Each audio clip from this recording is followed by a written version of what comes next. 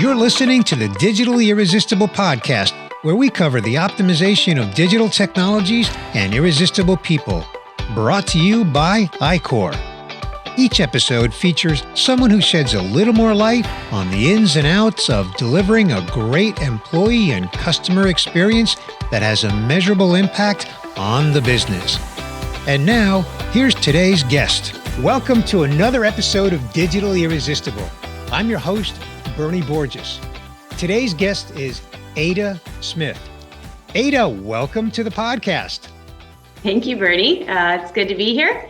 I look forward to our conversation here. So do I, Ada. You know, you work with some really cool technology, and I can't wait to dive into it with you. But first, I'd like you to introduce yourself. What is your role at iCore, and how did you get there?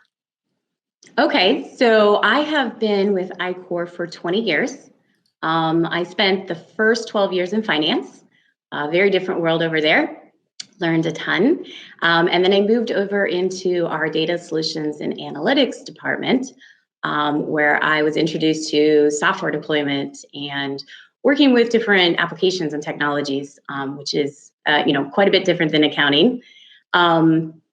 After that, I joined our innovations lab, which was headed up by PJ. And from there, I got to experiment with a lot of cool technologies, upcoming things. I spent a lot of time and attention on gamification concepts during my time there. And then for the past couple of years, I have been in our solutioning group. So this is now customer satisfaction and digital solutions. So what I get to do there is actually deploy these types of solutions. And one of the ones we're talking about today is RPA. That's right. So I guess your official title is Director of Analytics. I remember when we first met, I was really impressed by your title, and I really wanted to dive into what you're doing with that. And as you said a moment ago, we're really here to talk about RPA, robotic process automation. Easy for me to say, right? And, I was doing a little research, and RPA has been around, the term has been around for about 20 years. But let's begin with the basics, Ada. Why don't you give us a definition? Explain, what is RPA? So RPA, as you said, stands for Robotic Process Automation. And it's a technology that was developed to perform complex, repetitive, rule-based tasks. So in the same way that a human does them, we build a software that's going to do them through, web applications, browsers, things like that. And what this does is it leaves our employees able to focus on high value tasks, things that are decision-making or customer service. We take care of all of the rote, copy-paste kind of actions for them. And then this allows them to spend their attention and time on the things that are going to improve our customer experience, our employee experience, our survey results, things like that. So there are a lot of advantages to using RPA, right? You can really focus on eliminating errors, focus on accuracy, improving individual KPIs, improving our customer experience, our employee experience, as I mentioned.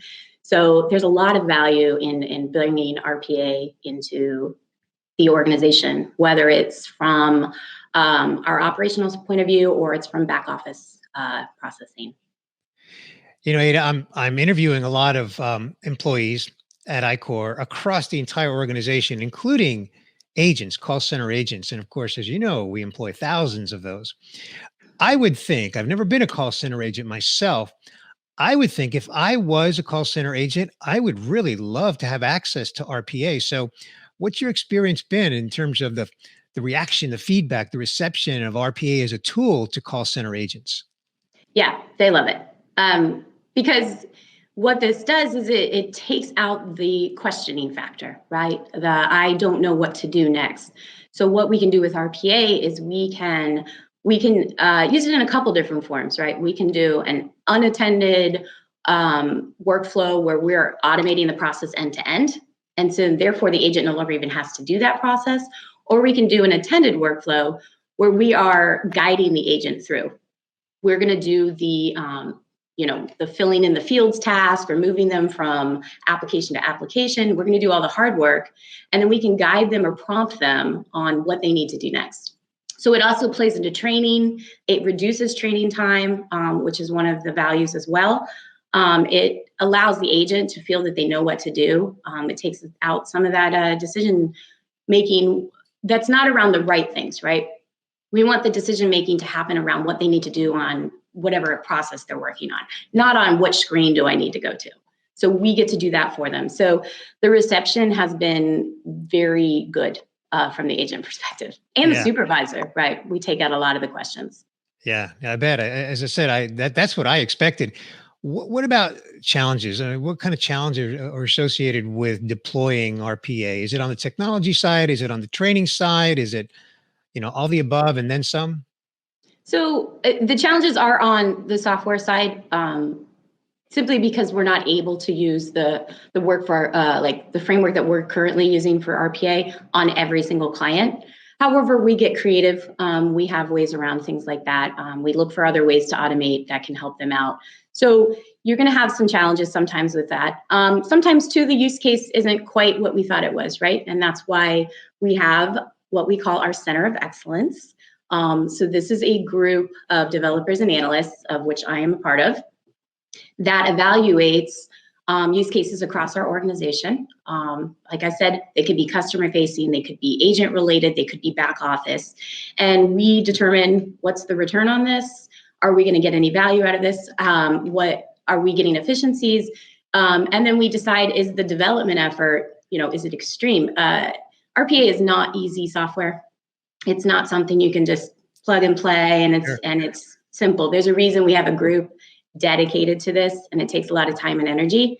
And so you want that return to be worth the time. So it's not a challenge, but it's something we need to look through whenever we evaluate a potential new RPA case. Sure. Okay. Well, I'd love to talk about RPA in action. Do you have an example you can share with us? Yes. So I'll give you a couple of cases. So we have an internal back office case where this was really repetitive queue-based work where we were doing multi-level approvals and multi-level reviews, and then it was causing like backed up queues, and it was just taking a lot of hours out of someone's day. We implemented a full end-to-end automation, which approves the entire request, goes through every single option, decides what the end result should be, and then it takes up to the next queue, right? And this was internal, you said? This is internal, and so this is 100% automation, and it's still in production. So this is one of the ones that I personally love because we were able to take a human process and completely automate it. So that's an internal example of something we have done. We have also done some external, external meaning that we're working with our operations team with one of our customers. So we have an airline client who has a back office process that requires very specially trained agents to work off large Excel files, multiple applications, screens, a lot of copy pasting, and it was leading to long handle times. And so what we did is we built a very interactive, complex RPA, and we automate all of the pieces. What was the use case there? What did they have to copy and paste in the Excel file?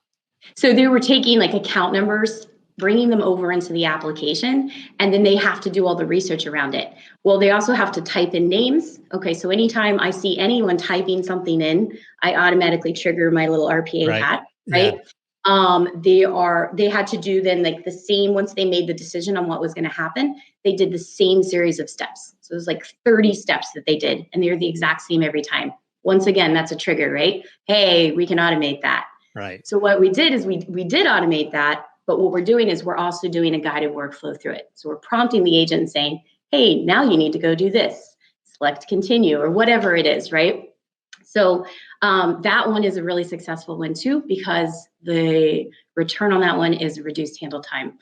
So we're meeting our clients' requirements on that one.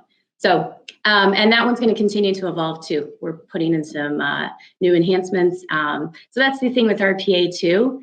It doesn't necessarily end, right? You always find a tweak. Every time I look at them, I say, we should speed that part up, or wait, we don't need to stop there, or I should stop there and make the agent approve that. So that's another point too. You can build something completely end to end, and then you can actually have a human being do the final step. If you can kind of build your comfort level with RPA. Not everyone is as comfortable just turning everything over to a bot, but we will get there. Is the feedback that you're getting on each deployment of RPA, is the feedback both anecdotal, what you're hearing from agents, as well as data? Is it both? Yeah, definitely data driven. I mean, it is definitely the anecdotal too. So what, like I mentioned, it's the supervisors, the clients sometimes themselves, and the agents, but then there's a huge measure process, right? So that is also a big part of what I do. When I'm building the return, I'm then looking to see that we get it. And that's another little benefit of RPA that I don't think people realize. It's kind of hidden in the background, but we're tracking every single bit of the transaction now. You have reporting on things you never had before. You didn't know how long an agent was spending on this screen, or that they were doing this much time on this step, or that they were always picking this selection. We now track every bit of that because that's just the nature of the bot. Yeah. So I now have reporting that I'm able to provide to our operations team on things they've never seen before.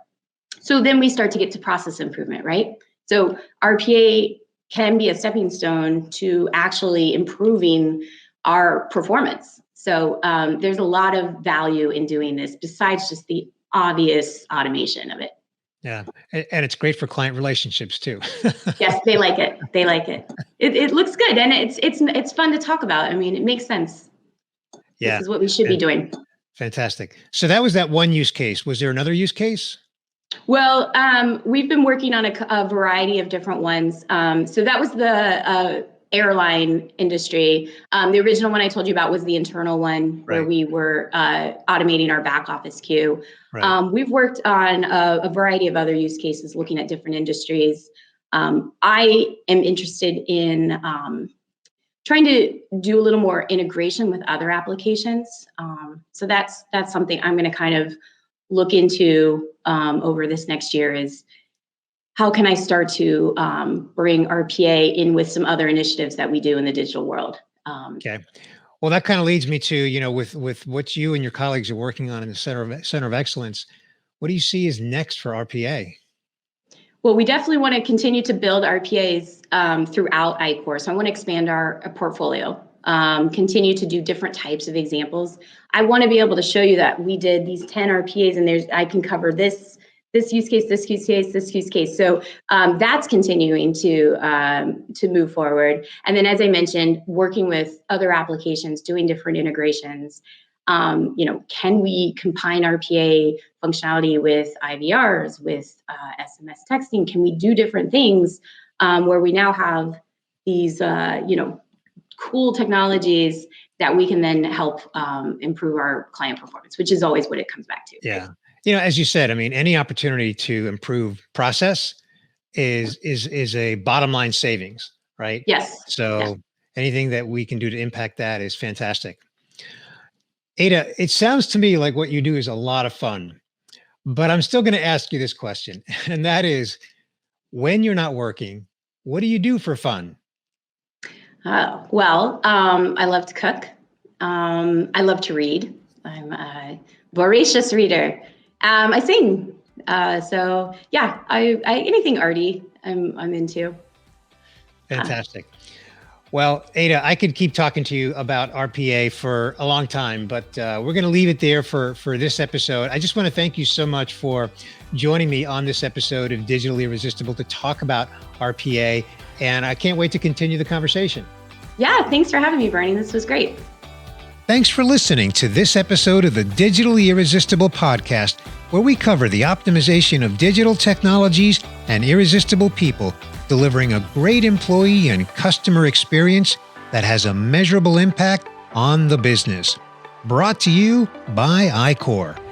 Be sure to subscribe on your favorite podcast player so you don't miss future episodes.